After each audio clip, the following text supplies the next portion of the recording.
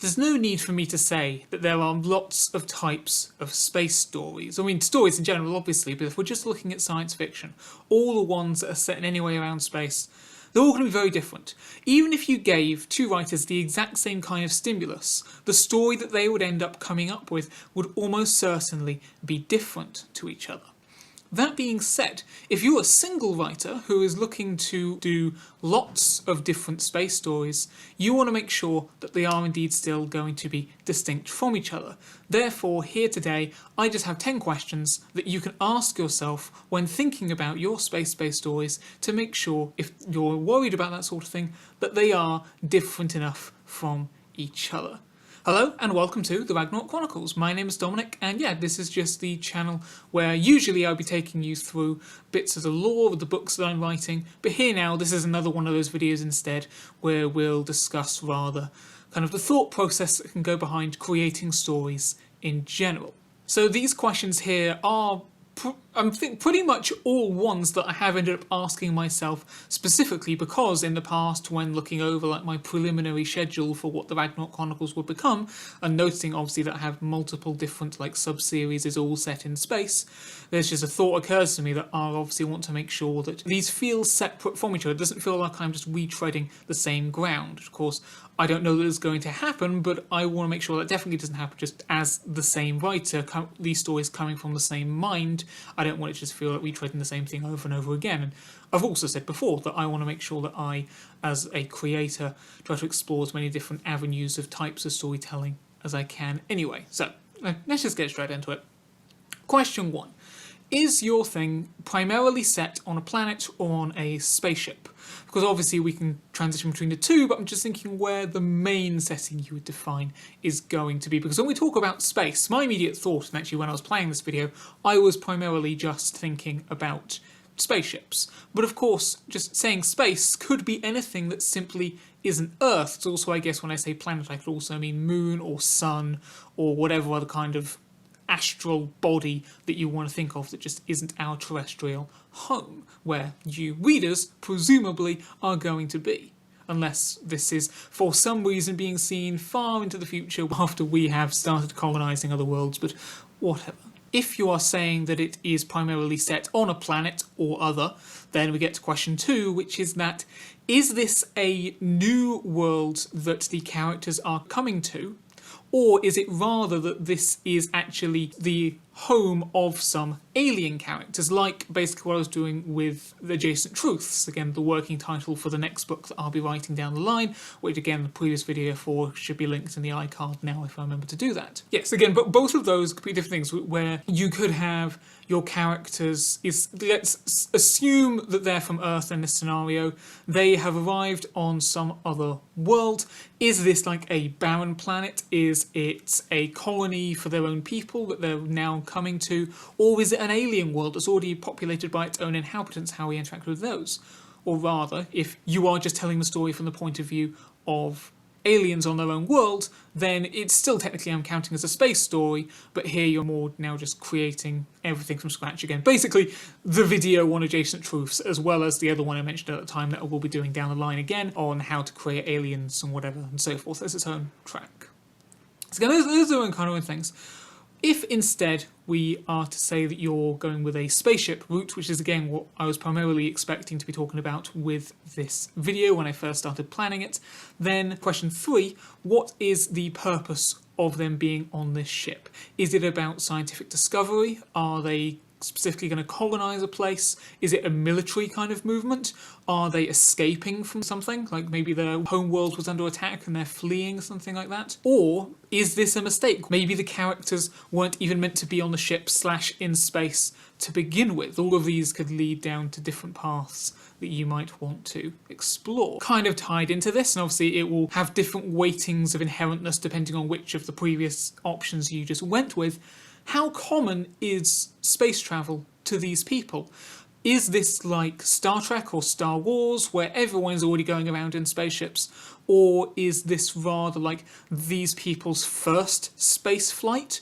Or is it kind of in a middle ground where there has been a space program before, but it's still not really like you're going out to other star systems very often? So again, that's obviously going to impact on the kind of characters that are going to be there, as well as how they're feeling, how they're reacting towards the whole thing, potentially. And then, regardless of how they feel, they could end up at question 5, which is kind of like what I was saying with the planet stuff, but now applies kind of in a separate circumstance here, in that, are they going to come across alien life? Or are they going to be alone? So again, if we're going down a Star Trek route or a Star Wars route, both pronunciations there apparently, they could either expectedly or unexpectedly encounter some kind of alien life, a close encounter if you will. Or alternatively, we could say that because of the Fermi Paradox or things to do with that, you're not likely going to have life in the immediate vicinity of space, therefore they're probably just not going to run into anyone, and it's not the expectation that they would, although you could still have a character who's kind of like hopeful that they'll run into something, but the story is more just about them on the ship, or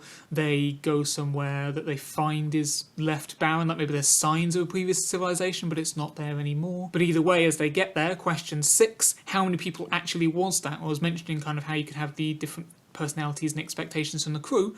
Well, what is this crew? Is this like a massive colony ship where a whole population is on board, or is this more like a regular, just a handful of people on a rocket kind of situation? Or again, middle ground, maybe like the Starship Enterprise, where you've got a crew with a sizable number, but it's not like a whole country or something like that. And again, that will tie back to what the purpose of the thing was. Because if you're talking about going over to a colony, then you're more likely to have larger populations potentially. I mean, you could still very easily justify it's a small ship going to a colony, but either way, as I say, different decisions from the earlier questions can impact what might be expected or what might make sense for these later ones. But also, kind of on that note, if you wanted to subvert the expectations, you could then find a reason for why you would have kind of the opposite, right? Why would a military space expedition have the entire population on board or something like that? You can maybe try to think, what kind of different directions could we take those kind of combinations in? If you have gone with a larger population upon the ship, then are you going to be telling a story for question 7, which is an ensemble cast, or just focusing on a select few, like the bridge crew or something like that? Because again, that's going to impact the storytelling, because you're either going to have multiple different plot threads and you're seeing different areas of the ship and everything that's going on. People could potentially have their own equal weighting. Again, I keep coming back to Star Trek. Presumably it's clear why,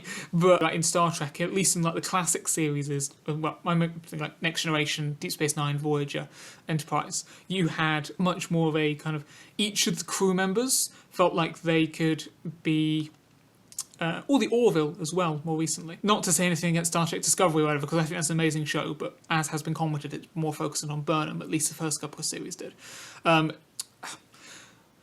A lot of different members of the crew feel like they have equal importance in the story. They each have different episodes that are dedicated to them, and they have their own backstories to things that's going on that's interweaving. Obviously, because I'm referring to books here primarily, although you could take these ideas to whatever medium you want. Again, books, films, TV show, games, comics, whatever you wanted to do. If we're thinking books, it's not really going to be an episodic nature per se, unless it's more of an anthology story with each chapter as a different person. So you could still get away with doing the ensemble cast, having everyone coming in and out and whatever, or maybe it would be easier just to focus in, I'd say, on a select group of people, whether that is the bridge crew, as may be expected, or it's like a section of the workers, or whatever it is. Like how many perspectives, what kind of narratives are going to benefit you?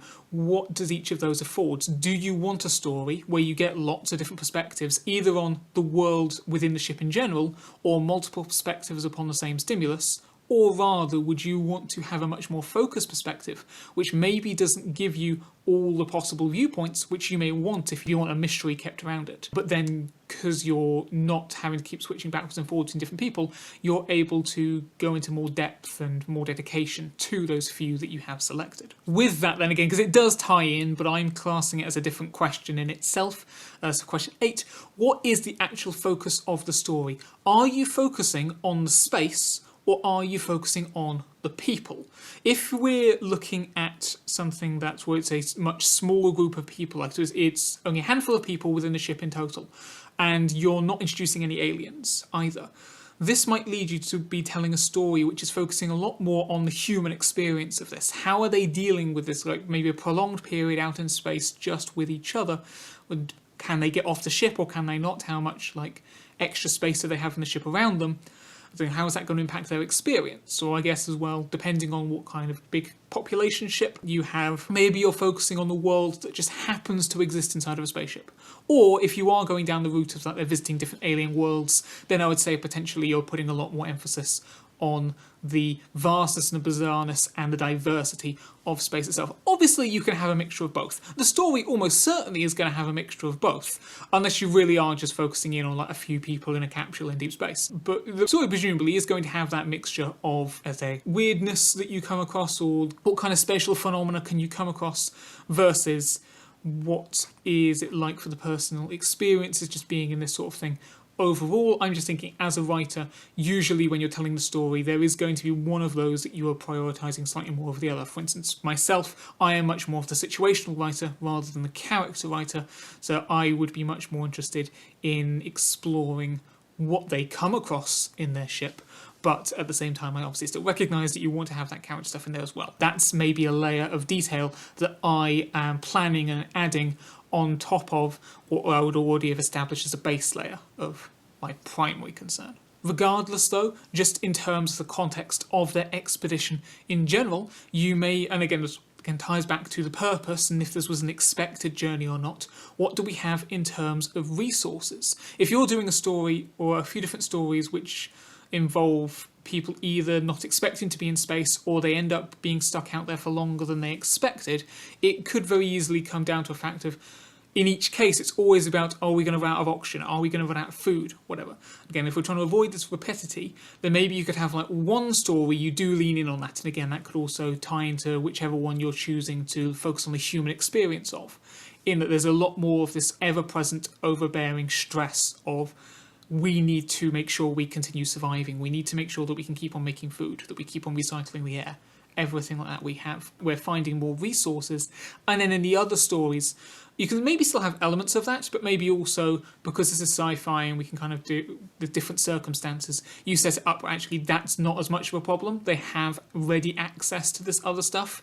And because you're not having to worry about the logistics of that side of things, you can then again prioritise the focus of your story on the other aspects of the expedition that's going on. So again, just what do you want to do in terms of the ease with which they are undergoing their mission, if it is a mission? Like, are they having to worry about these other things just for their own survival, for their fuel as well, that's another thing? Or are they comfortable in that regard and they can just go on and do their exploring and adventuring? After which, we then just have number 10 for this. Again, I've just gone with 10 because, yeah, that's the nice number. It's the top 10 lists they usually do, isn't it? I'm sure you could come up with more, or maybe some of you think I could have brought some of these together into fewer questions, whatever. Number 10, what is the scale of the jeopardy? In any kind of story, you need to have some kind, well, I'm not going to speak in absolutes because someone could certainly contradict me, but you're likely going to want to have some kind of, climax and danger or some kind of risk that leads to the driving force behind the story. And it's just a matter of,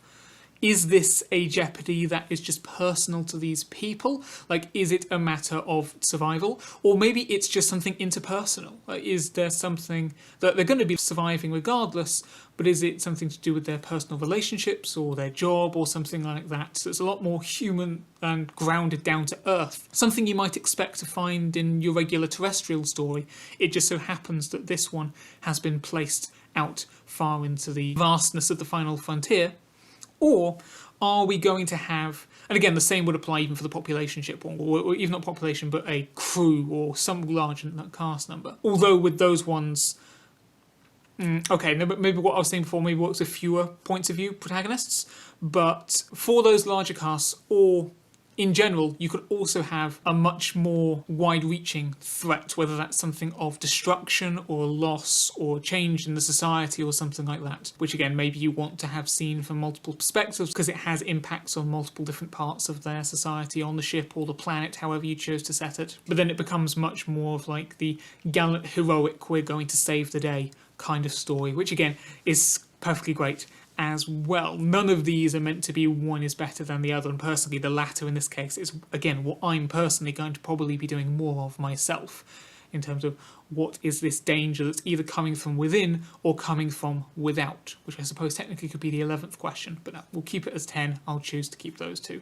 together. Okay, as I said, this was all just meant to be kind of a checklist that you could kind of go through. If you are someone as a creative in any medium who is doing multiple things set in space, and you want to make sure that you're keeping these kind of separate and distinct from each other, you're making the most of this same general setting or stimulus, that you can just go through and see, okay, with this current idea A, what answers are given to each of these questions? With idea B, what answers are given here? If I have a number of them that are the same, maybe I could switch answers for some of them and have different combinations. Obviously, some of them could still be the same, but so long as it's not like the majority are feeling the same, then maybe that will be helpful. Or again, not trying to invalidate anything I've just been saying in this video, because it's all still perfectly good to ask and question, but again, I don't want to speak in absolutes. People can do what they want, and also, like I said at the beginning, even if you give someone or give two people the same stimulus, they're likely going to come up with different stories. Even if you personally ended up creating stories that kind of tick the same boxes, that doesn't guarantee that they're still the same story either, because you still be taking them in different directions with the other details that build them out. Just saying it's something that you can consider. No rule book, just a guidelines, something to consider, which hopefully you may have found interesting. If you did, then you can obviously hopefully check out other videos that are on this channel as well. You can let me know either in the comments or on social media, which are linked below, what you thought. Do you have any other questions that you think might be worth asking, or have you come up with stories of your own in this regard? Like, how would you answer those questions, so long as you're happy talking about them in a non-spoilery way, if you are going to be releasing them kind of like I am and you don't want to give everything away. Either way, I hope you enjoyed. Until I see you again, just remember to keep on telling stories.